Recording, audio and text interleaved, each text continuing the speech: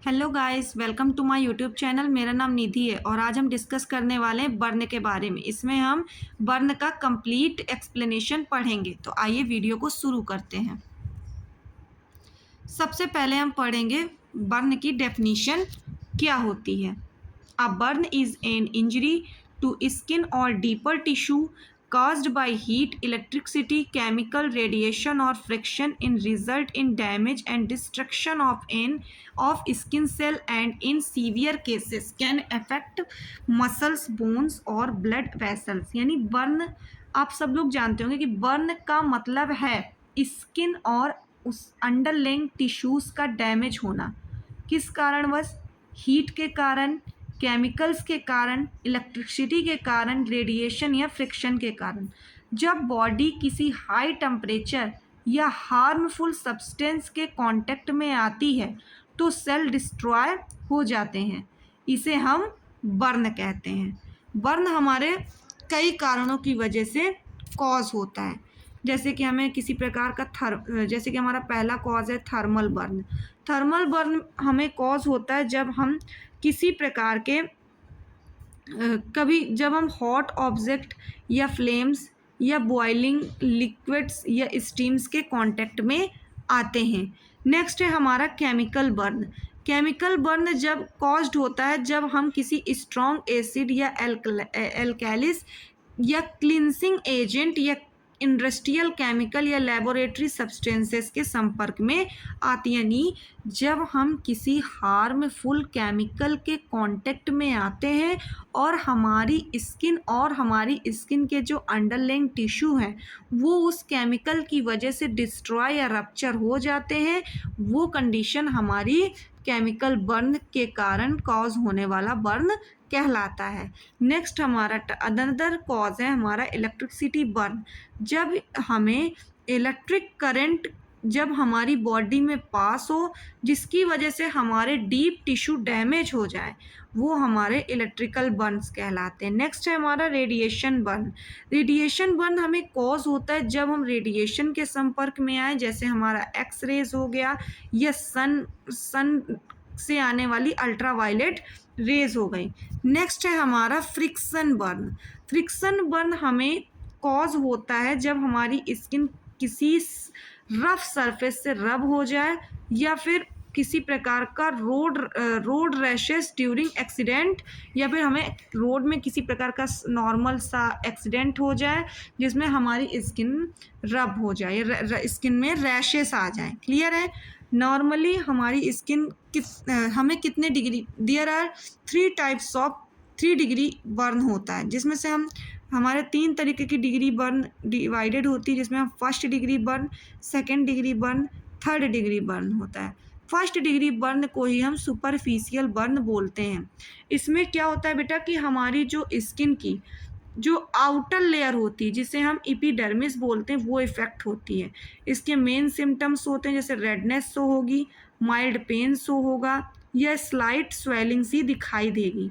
Example में हमें mild sunburn burn हो सकता है और हमारा हीलिंग टाइम 3 से 6 डेज या यूजुअली विदाउट स्कैरिंग हो सकता है। सेकंड है हमारा सेकंड डिग्री बर्न जिसे हम लोग सेकेंड डिग्री बर्न या फिर पार्शियल थिकनेस बर्न भी बोलते हैं। इसमें क्या होता है कि हमारी जो एपिडर्मिस या डर्मिस लेयर जो होती है स्किन की, ये अफेक्ट हो जाती है। इसमें इस तरीके के बर्न में हमें इंटेंस पेन, रेडनेस, स्वेलिंग और ब्लिस्टर फॉर्मेशन भी देखने के लिए मिलता है। एग्जाम्पल देखें तो हमें स्कैर्ड विद हॉट वाटर और फ्लेम्स, जब हम किसी गर्म पानी या फ्लेम के संपर्क में आकर जलते हैं। इसका हीलिंग टाइम होता है 2 to 3 वीक्स में लीविंग में माइल्ड स्कार, जिसमें हमारे हल्के हल्के निशान देखने के लिए मिल जाते हैं। नेक्स्ट हम पढ़ेंगे third degree burn. Third degree burn क्या होता है? इसे हम फुल थिकनेस बर्न के नाम से भी जानते हैं। इसमें हमारी स्किन की सारी लेयर्स इफेक्ट होती हैं और हमारे फैट और मसल्स भी इसमें मतलब शामिल रहते हैं। पूरी तरह से जब हमारी स्किन, हमारी बोन, हमारे टेंडन्स, हमारे लिगामेंट्स भी जल जाते हैं, उस कंडीशन को हम फुल थिकनेस बर्न कहते हैं। इसमें हमें जो हमारा एरिया होता है ये वाइट कलर का दिखेगा या ब्लैक एंड दिखेगा या फिर चार्ट दिखेगा। उसमें किसी प्रकार का पेन नहीं होगा सेंटर में, क्योंकि हमारे स्किन में प्रेजेंट जो नर्व हैं वो भी डैमेज हो सकती हैं। इसमें हमारी जो स्किन हीलिंग होगी, वो हीलिंग टाइम जो होगा वो हमारी उसमें हमें स्किन ग्राफ्टिंग की मदद हो जाती है। स्किन ग्राफ्टिंग यानी जब हमारी पर्टिकुलर स्किन बहुत ज़्यादा डैमेज हो जाती है, तब हम अपने थाइस एरिया की स्किन को निकाल करके उस जगह पे इम्प्लांट करके विद इंसिजनल जब हम नई स्किन सेल्स को ग्रो करवाते हैं, स्किन की सेल्स को ग्रो करवाते हैं, वो हमारी स्किन ग्राफ्टिंग होती है। ये बेटा एक प्रकार की सर्जरी होती है जो हम बर्न पेशेंट की फुल थिकनेस बर्न को ट्रीट करने के लिए अप्लाई करते हैं। नेक्स्ट हम पढ़ेंगे साइन एंड सिम्टम्स क्या क्या देखने के लिए मिलते हैं बर्न पेशेंट में।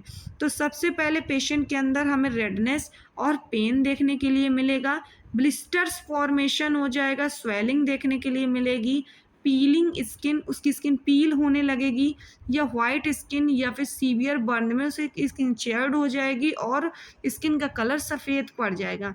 पेशेंट शॉक में भी जा सकता है, पेल स्किन हो सकती है, वीकनेस या रैपिड पल्स तेज हो जाएगी बर्न की कंडीशन में, उसको सांस लेने में भी प्रॉब्लम हो सकती है।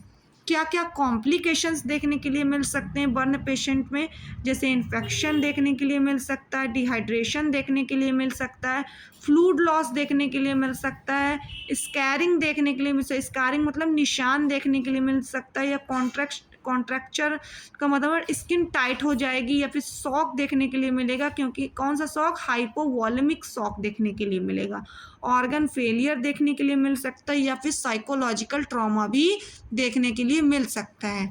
हम ऐसे पेशेंट्स में क्या फर्स्ट एड मैनेजमेंट प्रोवाइड करेंगे, तो हमारा जो फर्स्ट एड मैनेजमेंट है वो भी हमारा 2 टाइप्स में डिफाइन है, जिसमें से हमारा पहला टाइप है फॉर माइनर बर्न, जो हम फर्स्ट डिग्री और स्मॉल सेकेंड डिग्री के लिए प्रोवाइड कराते हैं, जिसमें हम remove the person from the source of heat. हम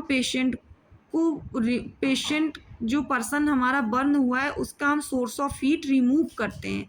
हम cool the burn with running water for 10 to 20 minutes, do not use ice. हम जले हुए एरिया पे बर्फ़ का यूज़, आइस का यूज़ नहीं करेंगे, हम उसको कूल रनिंग वाटर से ही 10 to 20 मिनट्स के लिए मतलब कूल करेंगे।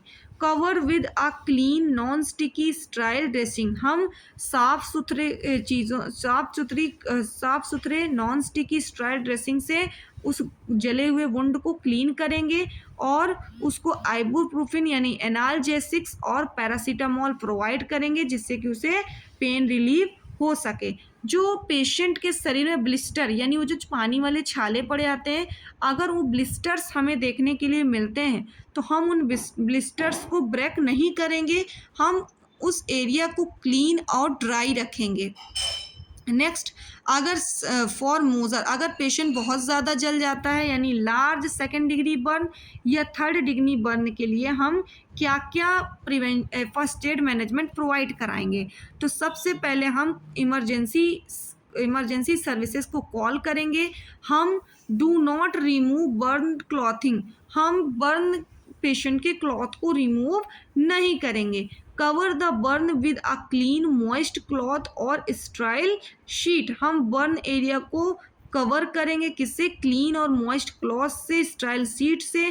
किसी प्रकार की हम आइस, ऑयल और क्रीम्स का यूज़ नहीं करेंगे। हम पेशेंट की ब्रीथिंग को चेक करेंगे, अगर पेशेंट की ब्रीथिंग नॉर्मल है तो हम पेशेंट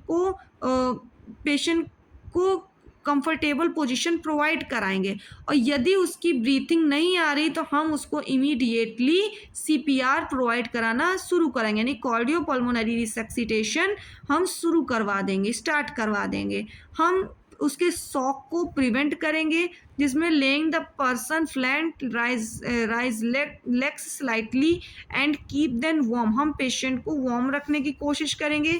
हॉस्पिटल ट्रीटमेंट, अगर हम पेशेंट को हॉस्पिटल ले पहुंच गए हैं तो हम पेशेंट का हाइपोवॉलेमिक शॉक को ट्रीट करने के लिए हम पेशेंट को आईवी फ्लूइड्स प्रोवाइड करेंगे। मैक्सिमम हम 1 पेशेंट को आरएल प्रोवाइड कराते हैं, क्योंकि आरएल में बेटा हमारा नॉर्मल सलाइन प्लस इलेक्ट्रोलाइट्स का घोल प्रेजेंट होता है।